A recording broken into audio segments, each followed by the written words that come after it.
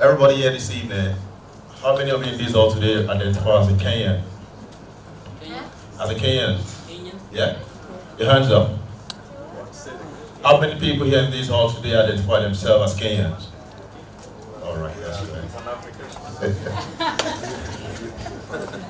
How many people in this hall today identify themselves as an African? Yes. Alright, okay. This conversation started 10 years ago.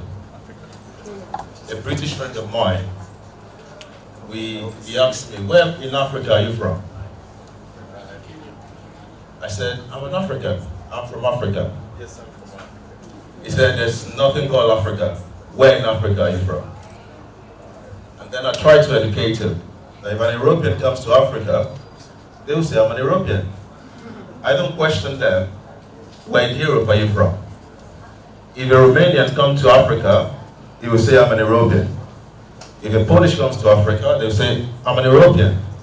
And none of us question them, where in Europe are they from? So I refuse to be questioned where in Africa I'm from. Yeah. I'm a proud African. Yes. And anywhere I go on the soil of Africa, I identify myself as an African. Yes. And there's a reason for that. Because when you go back to history, when the map of the world was designed, there's a little wonderful map that was designed and called Africa. And in the heights of the world today, as long as you have my color, people identify you mentally as an African. Yes. And for Africa to grow, we need to remind ourselves and step back into the shoes of the likes of Dr. Nkrumah, the likes of Nelson Mandela, who refused to be identified by a country, but instead identify themselves as an African. Because the collective growth of Africa relies in all of us identifying with that identity that the world has given us, instead of fighting it. That's just a deviation to what I'll be talking about today. In case any of you come to speak to me after the event and ask me where I'm from, you already got the answer to that. I'm an African. Everywhere I travel to in the world, there's always this little advert that I will show in the evening. And there's always different names. If there's any Aisha in the room tonight, please forgive me. There's always a black little girl that will show on the TV. And the face is always that of a PT. I'll see this little Aisha. She's going to go to bed tonight hungry. Please kindly donate so that she doesn't go to bed hungry. I refuse to be an African that is being pitied. I want to be an African that's standing tall in the world.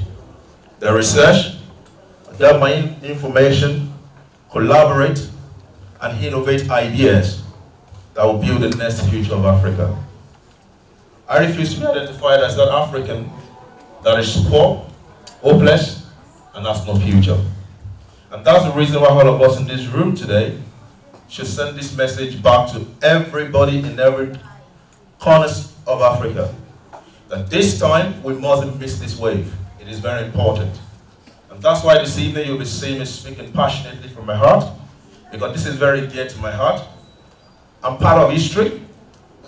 When internet wave started, which is the third wave that led back to the boom of e-commerce, I do not have the resources. I was not part of that industry. But this fourth wave of blockchain technology, tonight, please permit me, I won't be talking about cryptocurrency.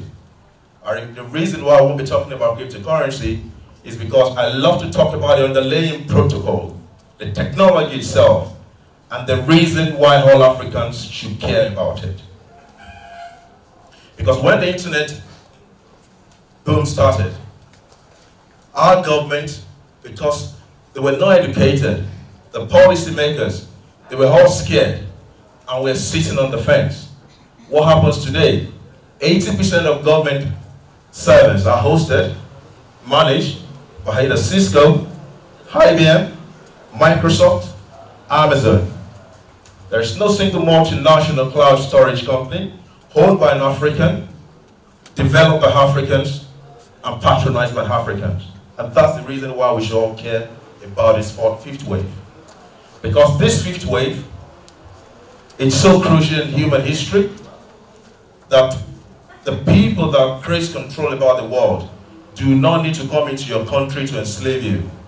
A nation can be enslaved remotely. And that is the reason why, as an African, we should all care. I will be talking about the future of money this evening because I love money. And I'm proud to say that because when I was growing up as an African, I grew up in a Christian family. Where is the taboo to talk about money? But then I questioned myself at the age of 11 when I started my entrepreneurial journey.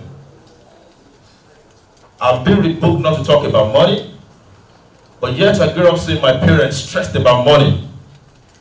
So if something is stressing you and giving you a sleepless night, I think that you should at least try to know about that thing that is giving you that sleepless night. And that's the reason for the last 15 years of my life I've studied about money. And that's how I got to come into the blockchain industry as well. And tonight, I will not be using the name money, I'll be using the word value. Because money is that thing that stores values. Money is that thing that distributes values. Money is that thing that as humans, we ascribe value to it. So literally, you all agree with me, money can be anything. Because in this room tonight, if Nelson Mandela is still alive and his signature is put on this paper can be auctioned and people will buy it. Why? Because Nelson Mandela, by signing that paper, have ascribed value to that paper through signature. And that's the reason why, for those of you that have had a conversation with me, we need to begin to think from the perspective of value. And to me, money is value. From gold to fiat, from fiat to mobile money, thank God for Kenya. You make the whole world believes in Africa. And I'm really proud of you tonight. Because most of my friends will say, something amazing is happening in Kenya.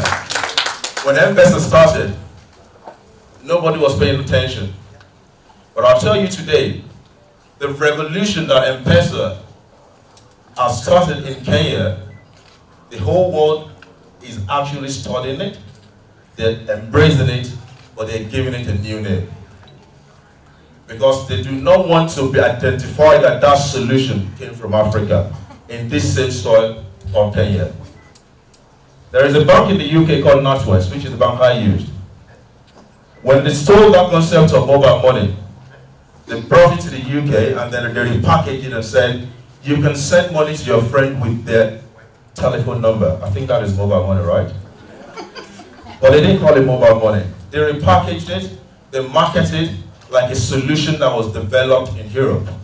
No, that solution was developed in Kenya. And Kenya is in Africa. But because of the stereotype that we are to be pitied, we're poor people, people shouldn't listen to us. Those perceptions are key. And those perceptions still matters. And that's the reason, as an African, if you tell the world that I want to build X amount of solution, you will struggle to raise money. You will struggle to raise capital. It's not that your idea is not valid. It's just that the perception against you will not let them trust that you have the mental capacity to build what you promised to build. And that's the reason why we almost care about money. And I hope at the end of my presentation this evening, that in this fifth wave, the giants of Africa will not lose out in this race. And when I'm talking about the giants of Africa, I'm talking about every individual of us in this room tonight. Because I refuse to be silent. I stand tall on the shoulders of giants that have lived before me to say, this is our time, this is a revolution. And like our speaker before me said, if our government, and this is a plea to governments in Africa as well, if our government refuse to help us innovate and build solutions to the problems that we're facing, what will happen? The West will build these protocols, they will build these solutions, and then they will come and sell to us in billions. And what continues? Poverty will continue in the same circle it always been. That's the reason why we all must care. The world meaning of money is changing. Hope we are too. Before M-Pesa came to Kenya, to a layman in Kenya, money means paper, right? But today in Kenya, when you're talking about money, the first thing people will talk about is M-Pesa. So that is to tell you there's something changing in the pattern at which money moves, in exactly what we define as money. And as those definitions and patterns are changing, we all must pay attention because it matters, it affects your life. Poverty, don't be lied to, and I stand to say this, and I stand to be questioned. Poverty was man-made and was created. It's an institution that is well-financed. And that institution is to control and subject the minds of the people to put them against each other. Because the moment people come together and begin to think and collaborate and think about solutions, things will begin to change indeed. And that concept of collaboration and partnership is the future of money that I'm here tonight to talk about. There is poverty in the land. Tokenization can help bridge the gap and create wealth for the nation. When Nikola Tesla started the experimentation of electricity, I'm very sure in that particular year, people thought he was mad. Some people think he was crazy. When Nikola Tesla started saying we can transfer energy from one location to the other without necessarily needing any metal connecting to each other, people thought he must be insane. But today, how many people in this room use Wi-Fi? Everyone in this room uses Wi-Fi, right? So I'm very sure Nikola Tesla wasn't as crazy as we thought in those days. The word change is not a group of people. The word change is an individual. It's the ability of that individual to sell that to other people, to collaborate together, that makes that change become a substance. And that substance becomes value. And that value becomes transferable. And that is what we call money. We need to begin to rethink what money is. Because what we have 10 years from now, I'm just trying to be conservative, is going to be internet of everything. Today, there is nothing virtually we can do without electricity. 10 years from now, with the combination of AI, virtual reality, IoT, and blockchain, we're going to have internet of everything. And the internet will become what electricity is today. And the economy of the future will function on tokens. And this thing is not a new concept. It's here already. Because Visa and MasterCard, for those of us that has bank cards here, Visa and MasterCard, they have been marketed to us in Africa as a bank. But actually they're not banks. They're just an association of switch companies that transfer payment confirmation between different banks to the other. But what these guys are using is still the same process of tokenization. And the information is right there. The EMV technology, which is the financial encryption of your information on a plastic, it's not a new concept. Because by the time I go to my ATM machine and I slot my ATM card there, something is going on. I'm exchanging my tokens for fiat. There's an exchange of value that is going on between that particular plastic that I call my ATM card and the ATM machine, which is an exchange. And what the ATM machine is doing is confirming if my token is valid on a centralized system, hosted by Visa or MasterCard or whichever switch company, or InterSwitch as we have it in Africa. So it's not a new concept. What blockchain has just brought is just a hybrid concept of tokenization. It's not something new. It is something that you use every day, you interact with it every day, but the challenge is, and that's one thing I love about English, they have a very smart way of giving different names to one single concept. No offense, in case this video is being shared to anywhere in the world, I believe in free economy. And what I'm saying is, it is a time for Africa to stand up and create its own free economy. Yes. And the only way we can do that is to leverage on the power of technology. when the first revolution started, which was the mechanical revolution, Africa, we based out of it. Because we're sleeping. We're too superstitious, like you rightly said. Oh, this is devil, this is Illuminati, this is this. They give it different names, right? I remember the favorite verse of the Bible my mom loves so much. I hope she's not here tonight, thank God. She says, by playing together with the world is against God. Don't you think that concept is actually more reasonable upon Africa?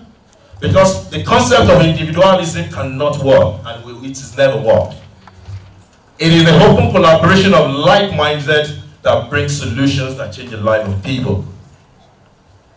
And that is money, that is value. Exchange of ideas is value. Making the idea become a visible solution, it is value.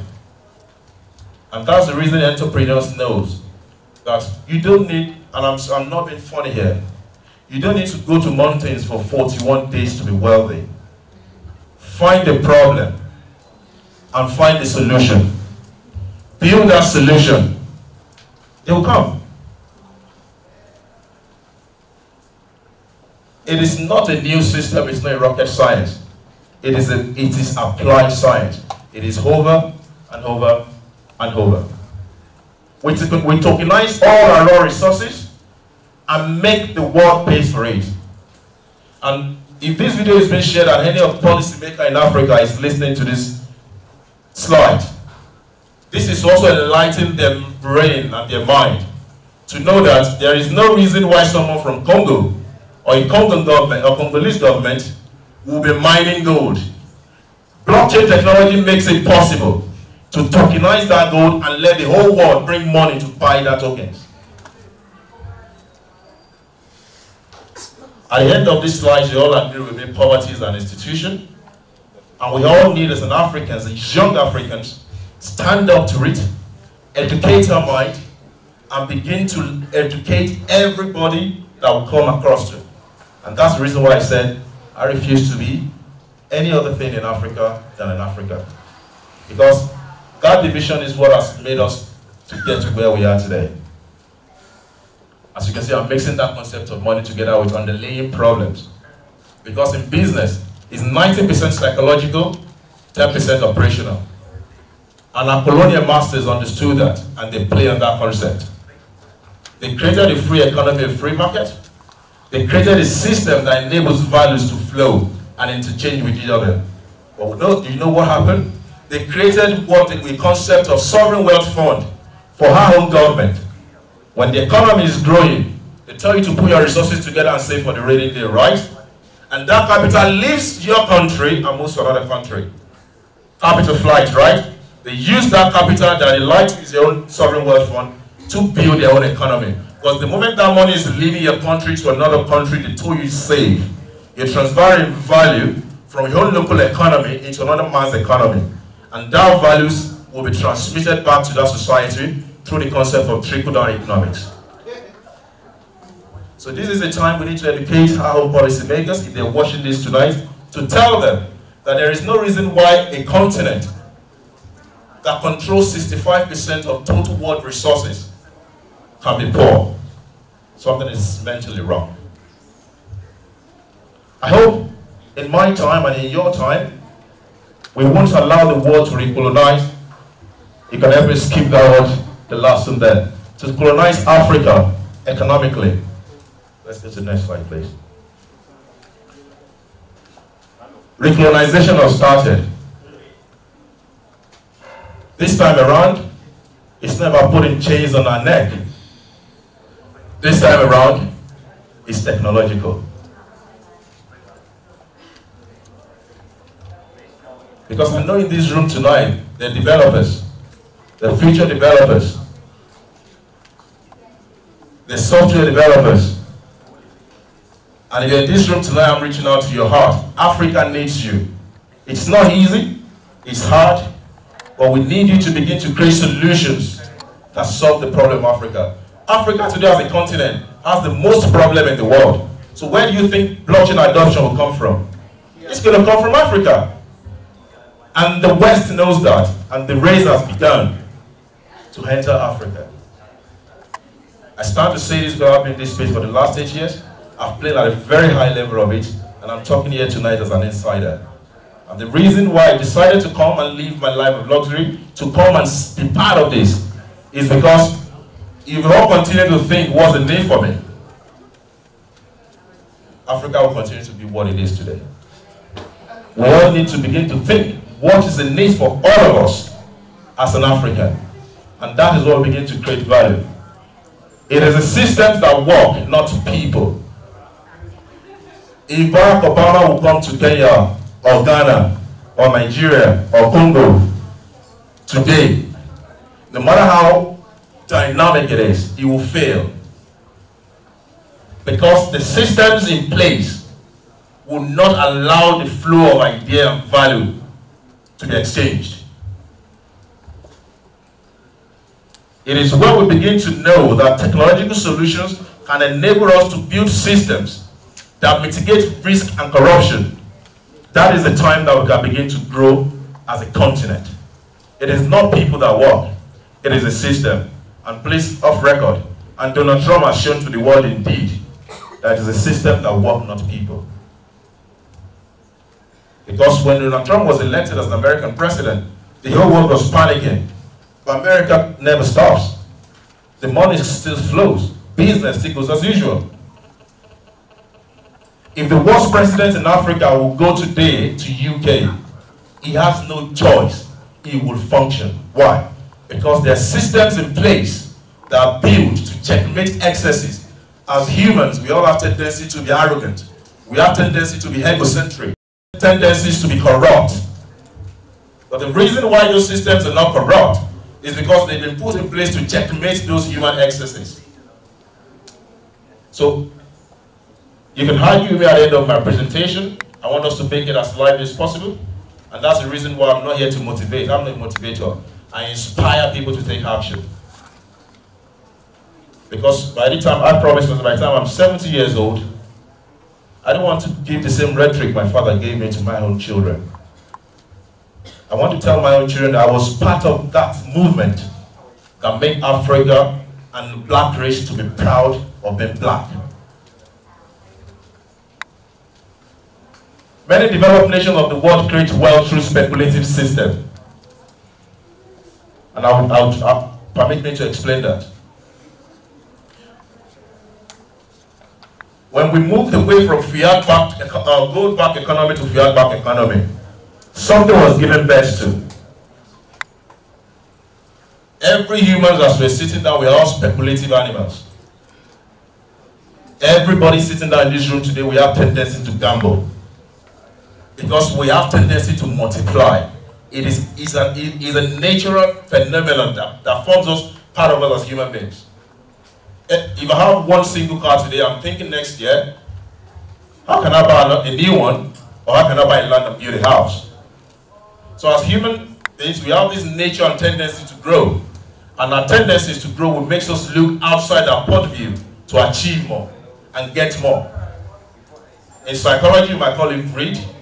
And that's the reason why psychology is the interesting part of human psychology that nobody has been able to say, this is what this is. Greed and fear. As human, as long as we have greed and fear as part of our emotions, we will continue to speculate. And smart economies of the world understood that concept of human nature. They built a trade engine, Forex. Before blockchain started and cryptocurrency started, the smart economies of the world doesn't do anything spectacular. They leverage by creating different spots, derivatives, futures contracts, future bonds. These are common paper that people agree together and it becomes money. It controls world's economy. It makes people poor. These are our speculative engine. They give back today to what we call fiat-backed economy. And until today, people are still trading Forex. And when the speaker before me said, cryptocurrency is going to die. Cryptocurrency is not different to trading spots of gold. because I'm not having that gold in my pocket. I'm only speculating on the value of the movement of that gold. And when you're trading cryptocurrency, you're doing the same action that a financial or capital asset manager is doing today on Wall Street, speculating on what is not there. So our government should enable this and people to speculate, because when we speculate, we create movement of values. Because values is when it goes from one person to the other. The person multiplies it and loses it, another person wins. In the process of that speculative economy, you create different millionaires. Money is a currency, it has to move. Next slide, please. I love this slide so much. African countries by GDP. In as much as I love to give theories, it's always good for us to look at data. Let's look at what numbers it's telling us.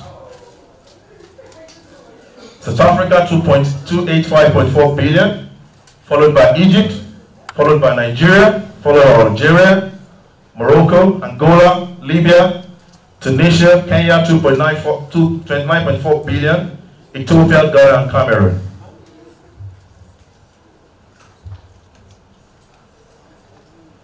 This total GDP combined, how many more time? How many minutes do I have, please? 5, okay. Let me run that. This total GDP combined, if it stays in African economy, is enough to build economic boom of prosperity for the whole of Africans. There is no reason why a sovereign wealth fund should be leaving Africa. There is no reason why Africa should be begging for aids and grants. Africa is not poor.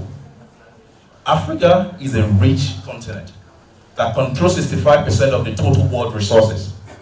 And if we embrace this new technology of tokenization, it's starting already. It's not a rocket science. Sweden has gone totally, as of today, cashless economy. Japan is already passing legislation on how they can tokenize their own fiat currency.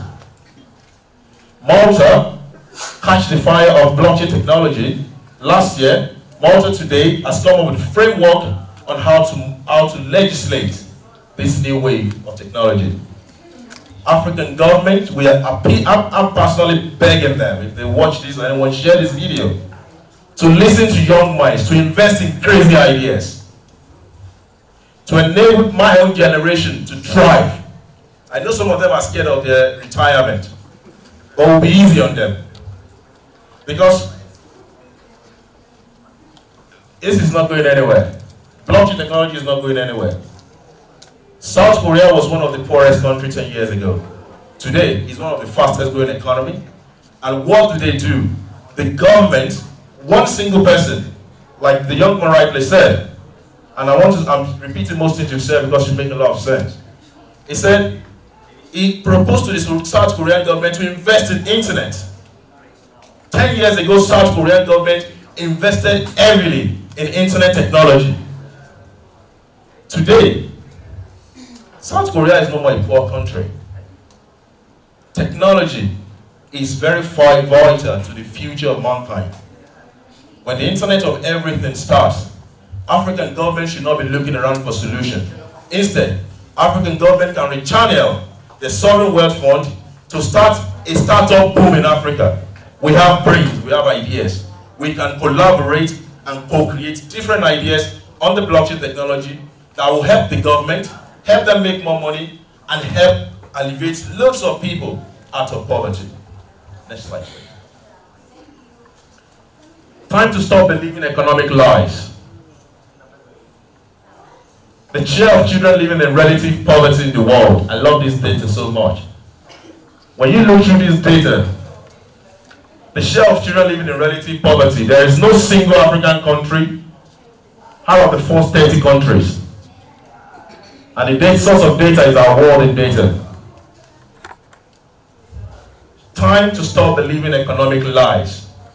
Share of children living in relative poverty in the world. There is no single African country in the first 30.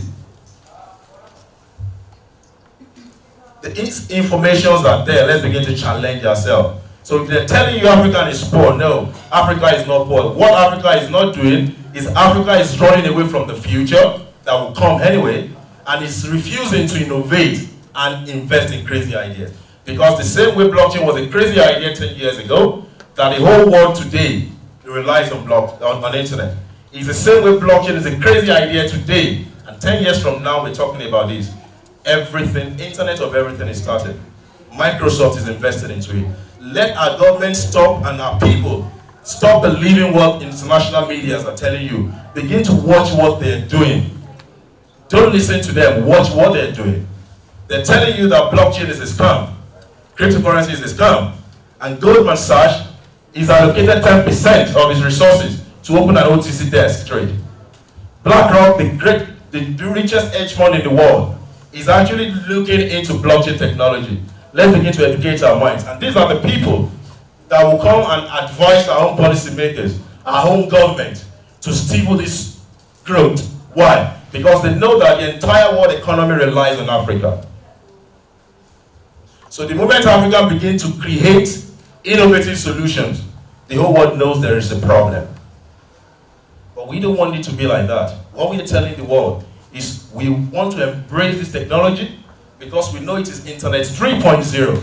In the future, identity will be digital. In the future, money will be digital. In the future, everything you do will be your face and your thumbprint, your biometric and your face. And your phone as you have it today will form half of your entire life. It's happening already. If you lose your phone right now, let's be honest, how would you feel? Devastated.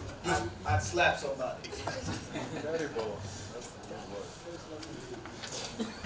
And let's look at data. In the whole world today, we have 3 billion unbanked people. Out of that 3 billion unbanked, Africa alone has 1.3. Over 57% of the unbanked in the world are Africans. So where is the problem? It's in Africa. So we don't need an external bodies to create solutions for us to solve our problem. We're pleading to our government, our policymakers, and the people. Let us not just come and buy Bitcoin and speculate. Let us begin to talk about those technology, underlying technology that will affect and solve 80% of what the problem that we face today in Africa. Next slide, please. Connecting the dots or making sense out of our present economic deficiency. There is an economic deficiency in Africa. After 15 years of living in Africa, I started touring Africa since the last 6 months. And the only question and conclusion I can come to is, I don't think there's nothing wrong with us. The only thing wrong with us is we don't believe in ourselves. That's the only thing wrong with Africa. We do not believe in ourselves. When the advanced economies are busy developing protocols, developing technologies, we are busy fighting about somebody's coming to take someone's woman from another country. Seriously? Let's educate our minds out of the slavery and colonial mentality. Because whoever holds the money controls the power.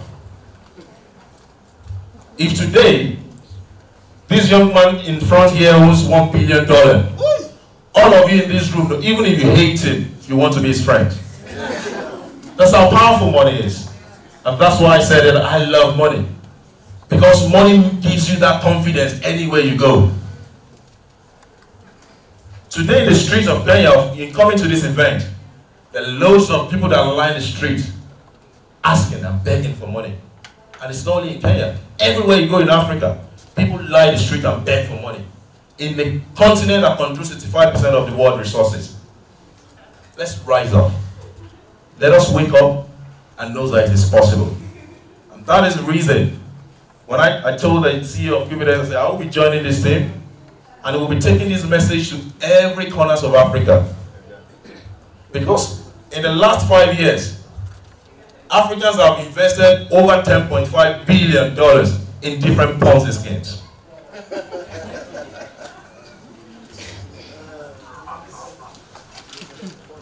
And the most dynamic part of these Ponzi schemes, I'll tell you, Let's even say we're smart enough.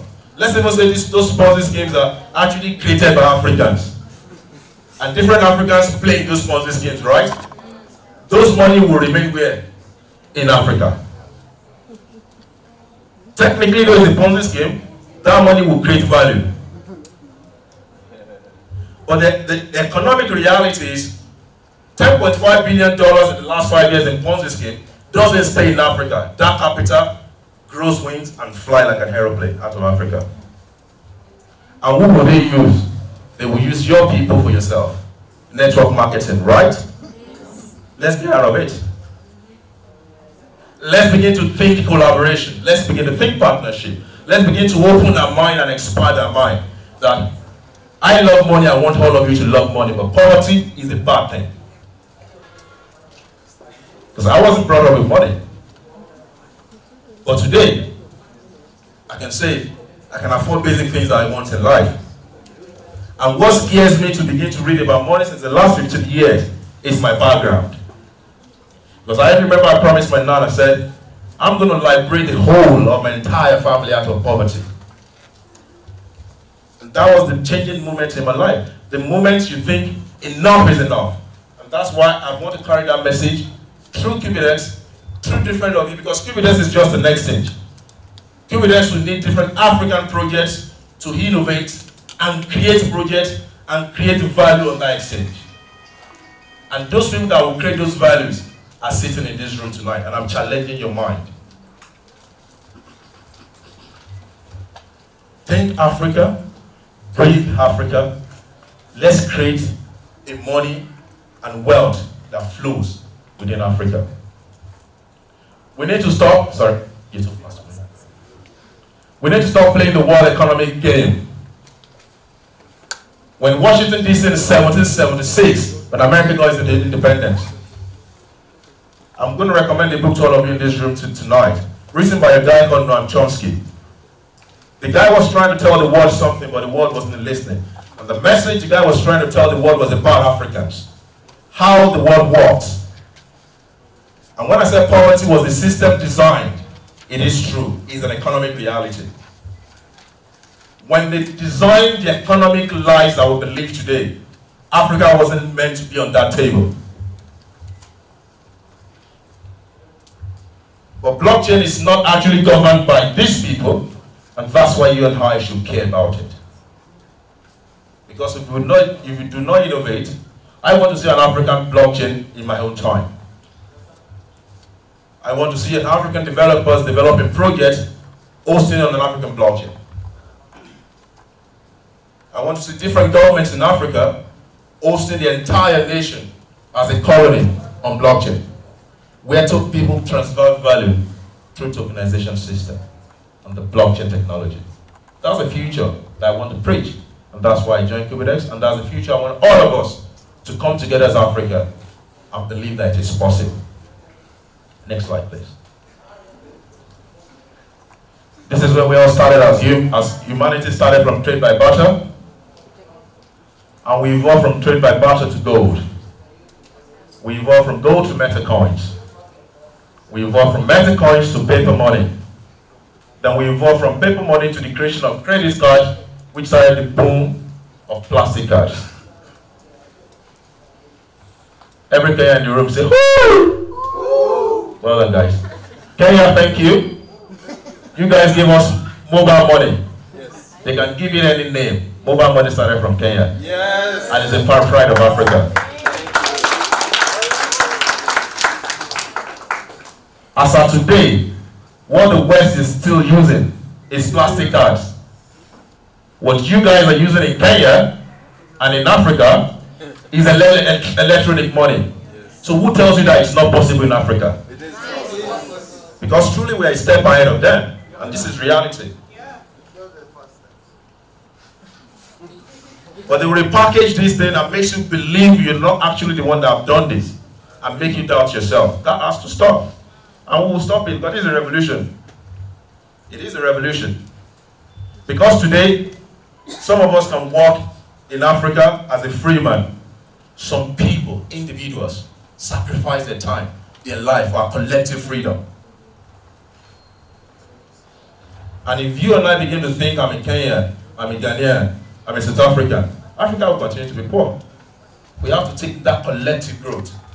And that's the only future that I see. And the next one is cryptocurrency. But I don't like to use that word cryptocurrency. I love to use that word tokenization. Next page, please. Next slide. Now let's look at the result together. There is over 100 billion US dollar waiting to come into African economy via the new digital money. Uganda is already playing with it. And I hope Africa, I delivered that lecture in Nigeria, so I haven't changed it. So excuse me for that. Next slide, please. I believe